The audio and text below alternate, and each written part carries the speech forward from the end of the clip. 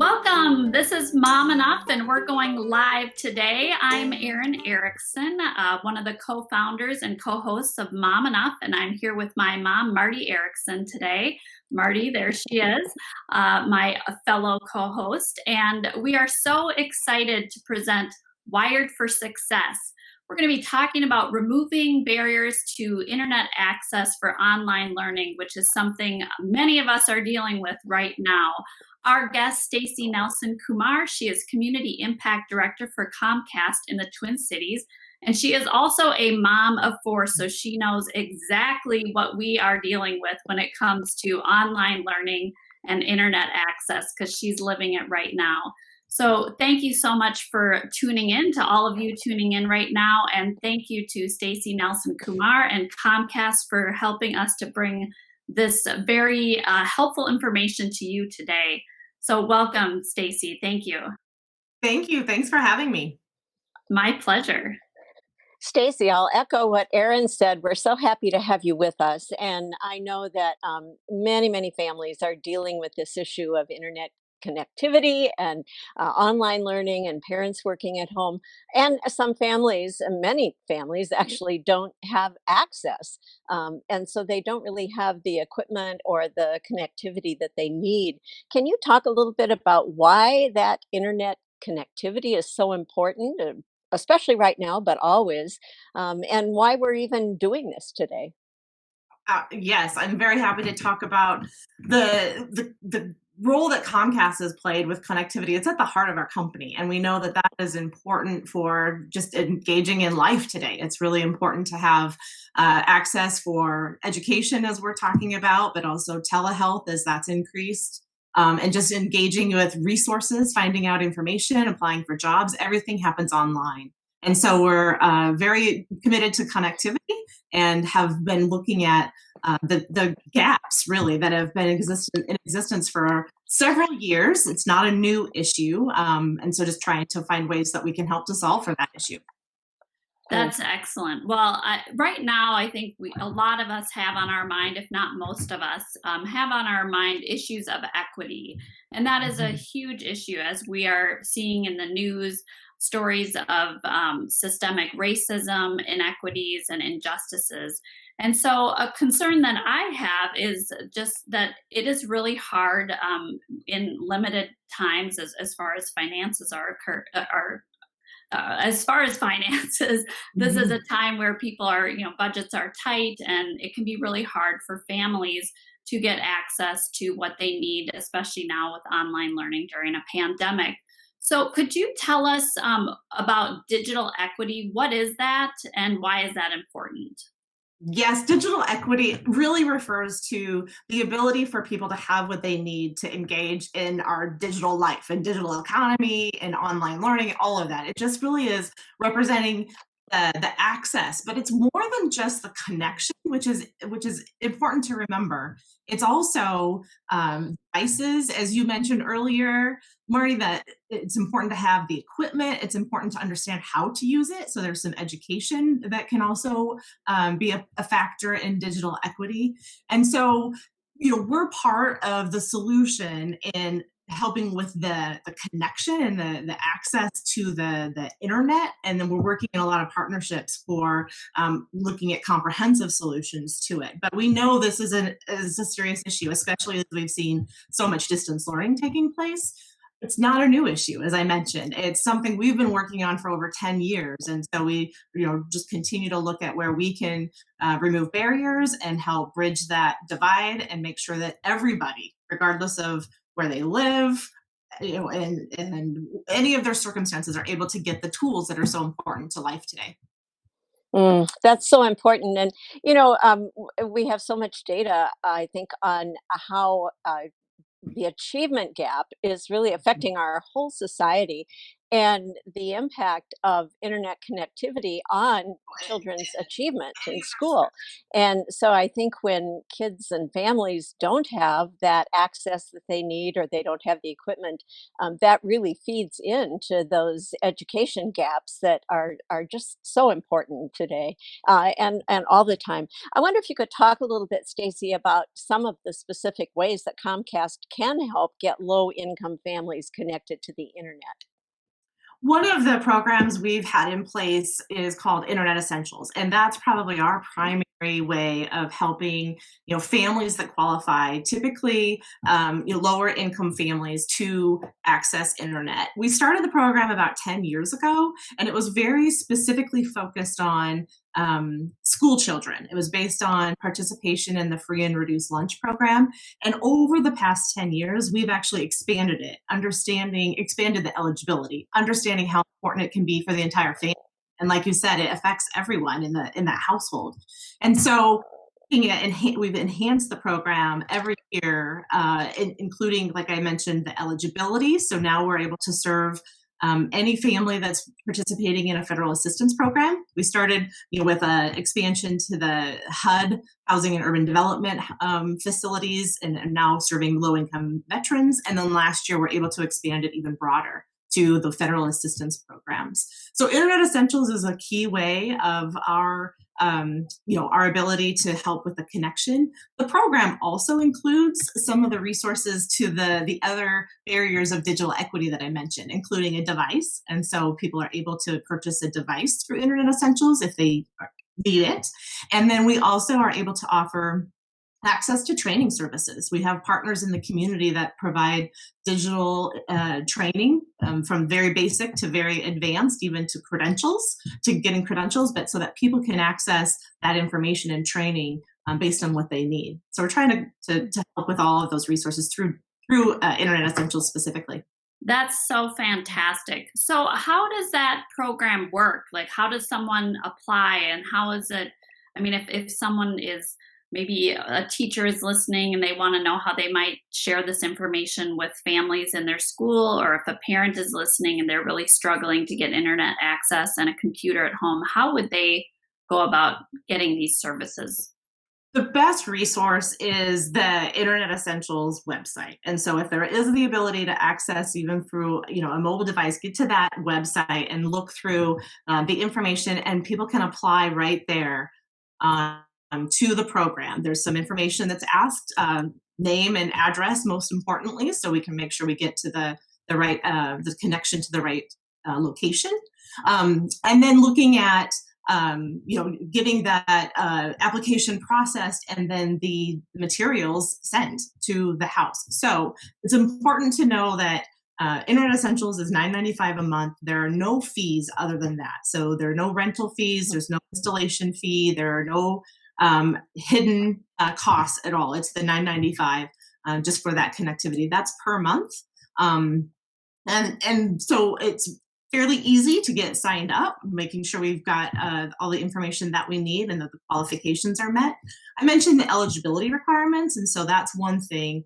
If teachers are listening and parents are listening, and they know that their school is a Title I school where a majority of students are on the free and reduced lunch program, it's actually an even simpler process to sign up. So we can identify the name of the school, and the application can go right through.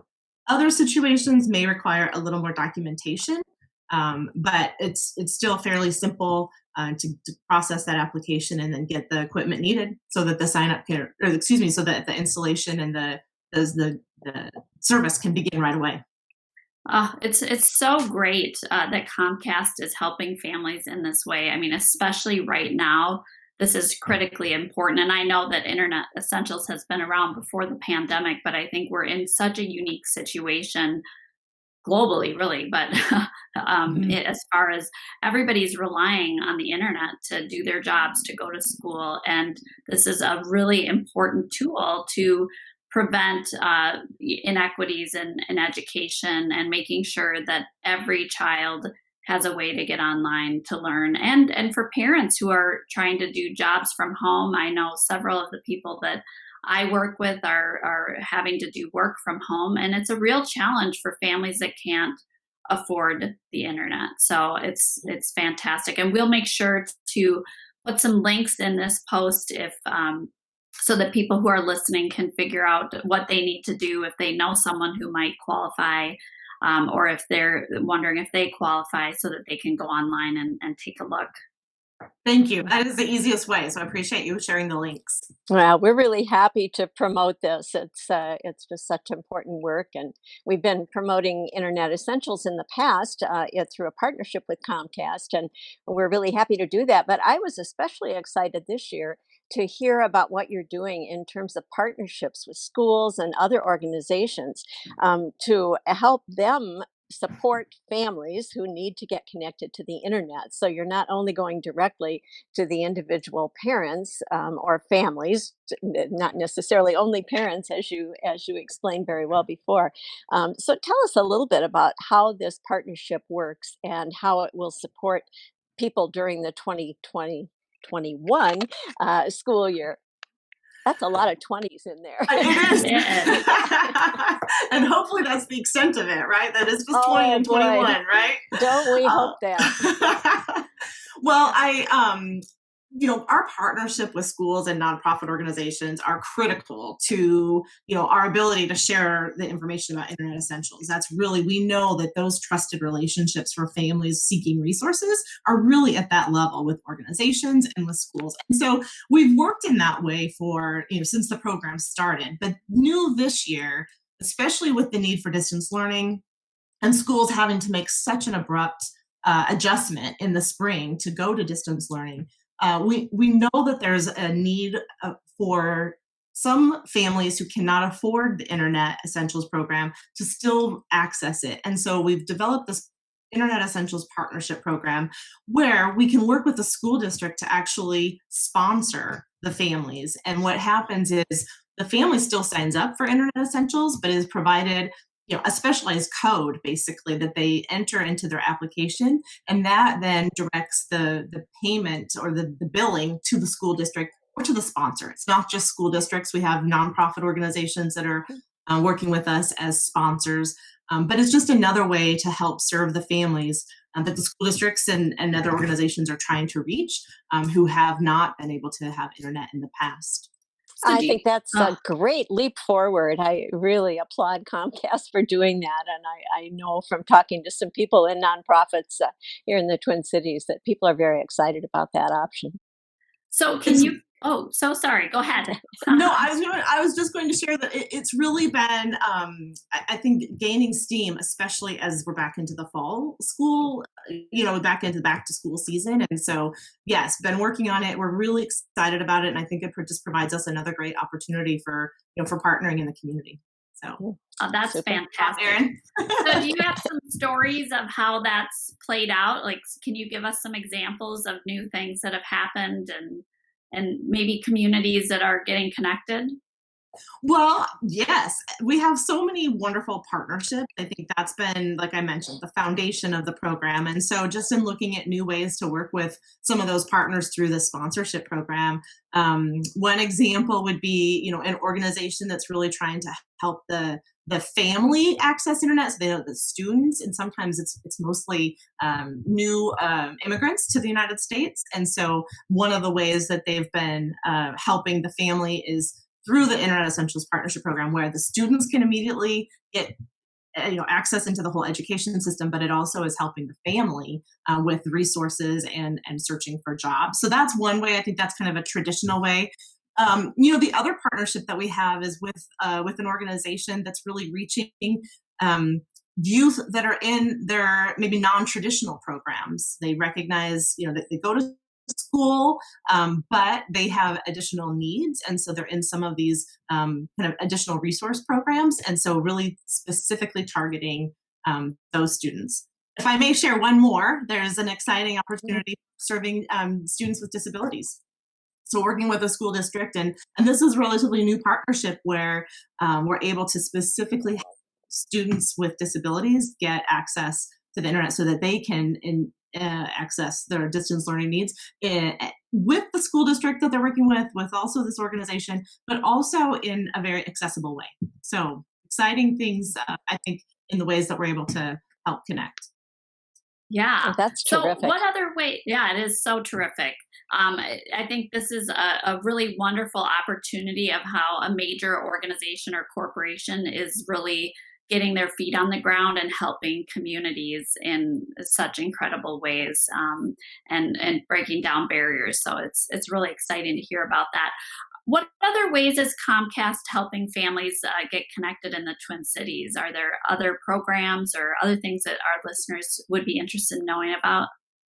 Well, you mentioned barriers, and so I'd say that's one of the things we really focused on in this COVID environment is how to remove some of the barriers so that people can easily access. So now we've got this partnership program that works with a sponsor, but we've also made some adjustments to the Internet Essentials program itself. And so right now we know that we're able to offer 2 months free service through the end of the year. So we're removing any payment needed for the first 2 months of signing up. The other aspect is that debt used to be, used to have to be paid off if it was less than a year old for Internet Essentials customers in order for them to be eligible. And between now until the end of the year, we're forgiving all debt. So I know we hear a lot from organizations that say we've got people who want to do Internet Essentials, but they have maybe a past bill that hasn't been paid, and so honestly, now is the ideal time for them to sign up for Internet Essentials because that debt will be forgiven completely. In terms of other ways of connecting, you may have seen in the spring we opened all of our public hotspots across the community for access to everyone. So we don't being a customer is not required. So that, of course, is I think a great option for some students trying to access maybe from a public space, or anyone, a parent, anyone looking for that connectivity. They have that additional opportunity in the community.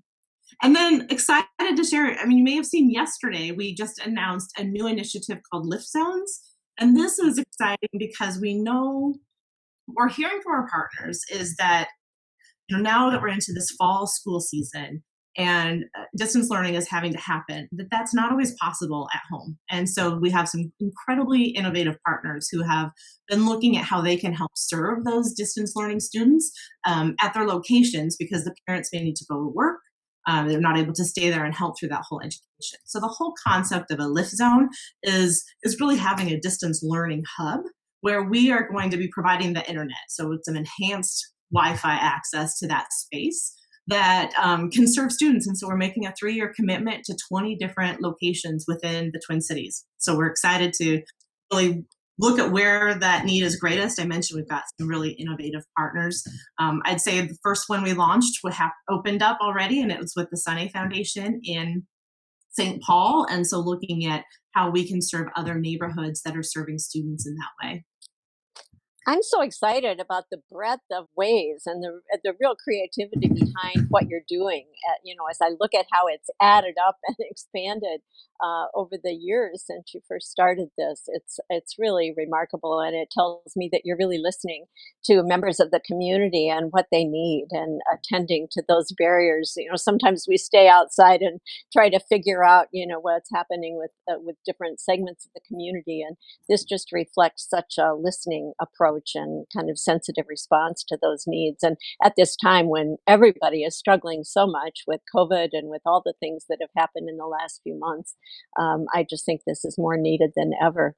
I wonder, Stacey, if you could tell our listeners how they might be able to help. We have a lot of parents Mhm. who listen and follow Mom Enough and listen to our weekly podcasts and participate in these kinds of events. And we also have a lot of educators and nonprofit employees and staff. What can they do if they're listening now and they really want to help with this effort? I think the best thing that can be done immediately is just help spread the word. I mean, we know families are in need and school districts are looking for solutions, but just may not be aware of this as an option for them. So if your listeners know of a family, they can go directly to the website. If they know of a school district or that's serving a lot of families that need internet, this is another way that they could just spread the program, spread awareness about the program. That I think is the best.